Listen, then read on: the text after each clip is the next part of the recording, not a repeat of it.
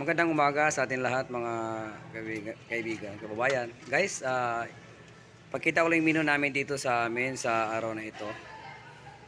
Una ay crispy calamares. Yan. Ito naman ay chicken teriyaki. Ito naman ay beef with mushroom. Masarap ito. Spicy spare ribs. Yan o, pork spicy spare ribs.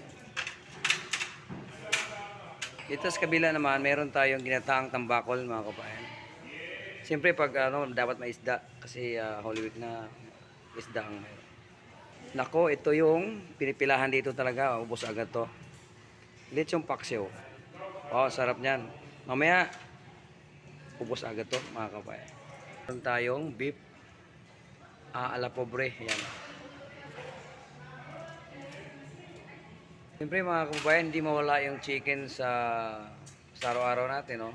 Meron tayong pritong manok yan. No? Masarap, malutong balat yan.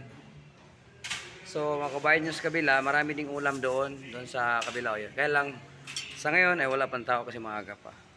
So yun lang, maraming salamat sa inyong papanood sa aking mga video mga kababayan. Baka pwede maglambing muli sa inyo. Paki-subscribe na lang aking channel, Kuya Market TV. Paki-share, paki-like.